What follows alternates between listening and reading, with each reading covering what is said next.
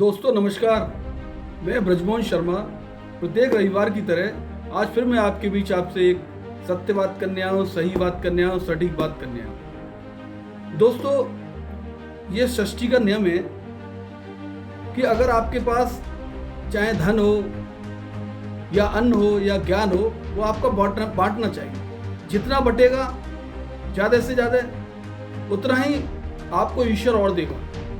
इसलिए मैं अपने ज्ञान को ज़्यादा से ज़्यादा बांटने की कोशिश करता हूँ कि मैं ये चाहता हूँ कि मेरे देश का प्रत्येक देशवासी जानकार बने और समझदार बने। और आज इसी क्रम में मैं आपके सामने एक बहुत ही महत्वपूर्ण वीडियो लेकर आया हूँ आज नई।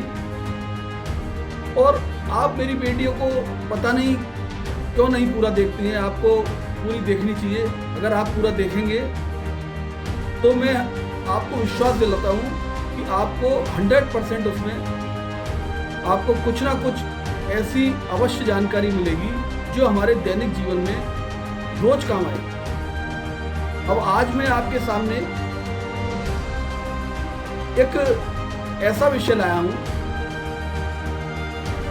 जो आप भी समझेंगे और अगर इसे देखेंगे तो आप भी कहेंगे कि हाँ, बहुत सही बात कही है, बहुत सटीक बात। दोस्तों, हमारे देश के अंदर इंसानों की जिंदगी की कोई कीमत नहीं है। हम लोग प्रतिदिन किसी न किसी रूप में, किसी न किसी हादसे में कीड़े मकोड़ों की तरह मारे जाते हैं।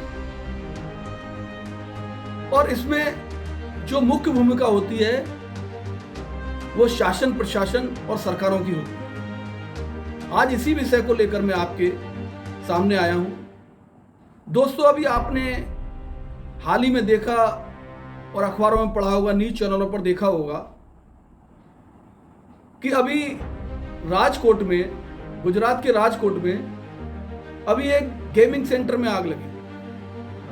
और वो शासन प्रशासन की घोर लापरवाही थी, नगर निगम की घोर लापरवाही थी, जिसके पास चलाने की परमिशन भी नहीं थी, कोई लाइसेंस नहीं था। उसमें आग लगी और उसमें लगभग 28 लोगों की मौत हुई।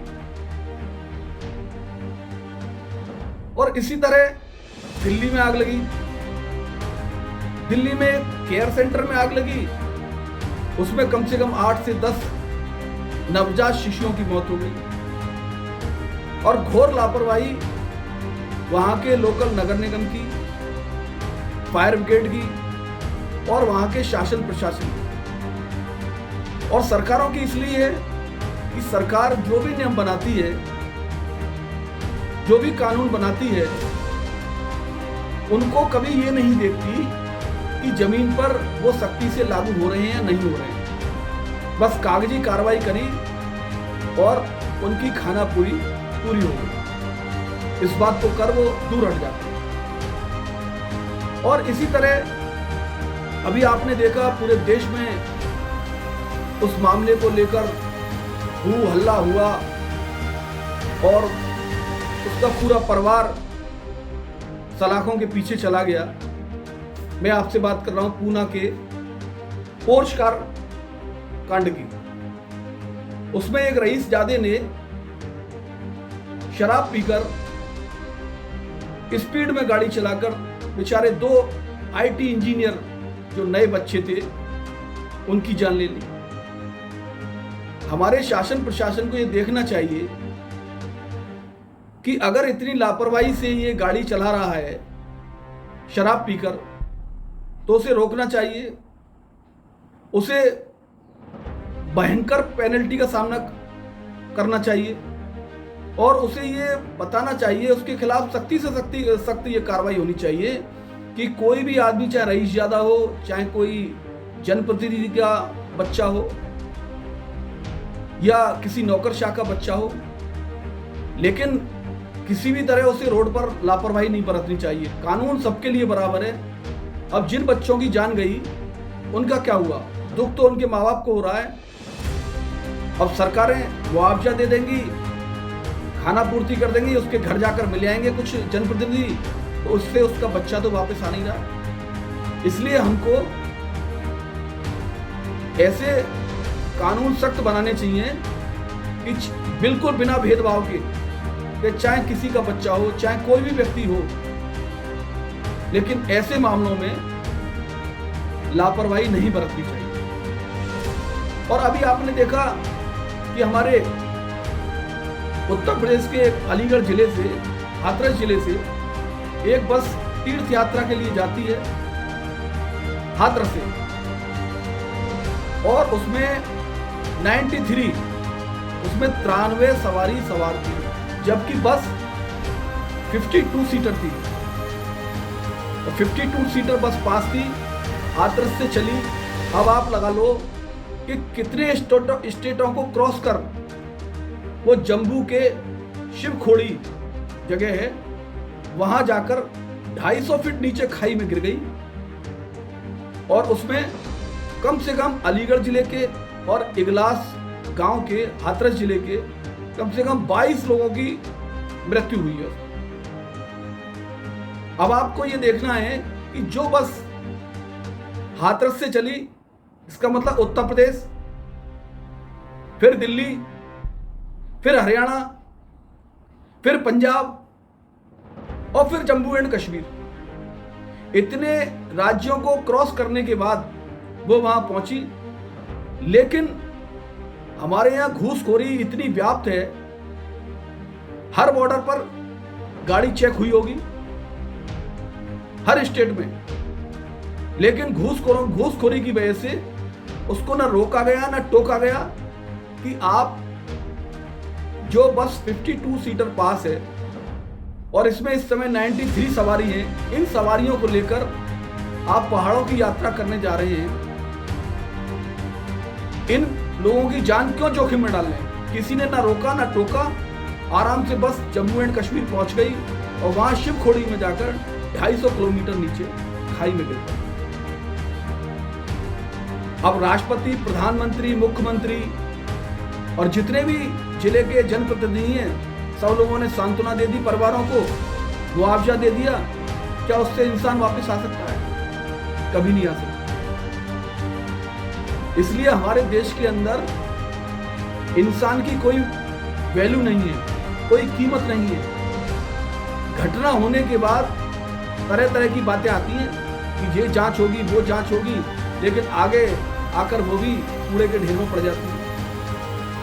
हमारे देश में कानून की धज्जियां इतनी उड़ाई जाती हैं। हमारी माननीय सुप्रीम कोर्ट ने हमारी सुविधा के लिए, जनता की सुविधा के लिए देश में हर तरह का कानून बना रखा है। जो बाबा साहब हमें संविधान देकर गए हैं, उसमें हर तरह का कानून है कि हमें किस समय पर कौन सा कानून लागू करना चाहिए। लेकिन हमारे यहाँ हमारी राज्य सरकारें, हमारे नीचे के नौकरशाह, हमारा शासन प्रशासन कानूनों की धज्जियां उड़ा रहा है। कोई वैल्यू नहीं है किसी भी कानून की। जब घटना हो जाती है तो उसमें छोटे छोटे अधिकारियों के खिलाफ कार्रवाई होकर खाना पूरी हो जाती है, उन्हें सस्पेंड कर दिया जाता है, उन्हें टर्मिनेट कर दिया जाता है, फिर साल 2 साल में वो बहाल होकर फिर नौकरी पर आ जाती है। लेकिन जिसका गया उसके दिल से पूछो कि उसने क्या पाया? कुछ नहीं। अभी हमारी सुप्रीम कोर्ट ने आदेश किया है 4-5 साल पहले कि स्कूल की बसों को नियम अनुसार चलाया जाए। वो पीले रंग की होनी चाहिए, उनकी खिड़कियों पर रेलिंग होनी चाहिए, उनमें सीसीटीवी कैमरे होने चाहिए, ड्राइवर और कंडक्टर का आधार कार्ड, पैन कार्ड आरटीओ में रजिस्टर्ड होना चाहिए। सब तरह के नियम बना रखे हैं हमारी माननीय सुप्रीम कोर्ट ने। लेकिन आज भी आप देख लो, प्रत्येक जिले के, हमारे देश के प्रत्येक जिले में एक आधी स्कूल ऐसा होगा जो सुप्रीम कोर्ट के नॉर्म्स को फॉलो कर रहा होगा। बाकी सब डग्गेमारी चल रही है। हादसा हो जाएगा, फिर कानूनी कार्रवाई होगी, उसका लाइसेंस कैंसिल कर दिया जाएगा, बस वाले पर कार्रवाई होगी, स्कूल वाले पर कार्रवाई होगी और उसको कराकर कूड़े के ढेर में डाल दिया जाएगा। इसलिए हमारे देश के अंदर एक ऐसा सख्त कानून बनना चाहिए कि जिसका जो आदमी अपने कार्य के प्रति, ये जिम्मेदारी भी होनी चाहिए, चाहे शासन का आदमी हो चाहे प्रशासन का हो, उसकी जिम्मेदारी भी होनी चाहिए कि जो आदमी अपनी जिम्मेदारी को और अपने कर्तव्य को ईमानदारी से नहीं निभाता है, चाहे वो नगर निगम की बात हो, चाहे फायर की बात हो, चाहे शासन प्रशासन की बात हो, तो उससे पूरी तरह उससे पेनल्टी वसूल करी जाएगी और उसके खिलाफ एक सख्त से सख्त कानूनी कार्रवाई की जाएगी। ऐसा नियम होना चाहिए जिससे हमारे देश के लोगों की इस तरह की घटनाओं से, जो आए दिन घटनाएं होती हैं, इस तरह की घटनाओं से उन्हें निजात मिल सके।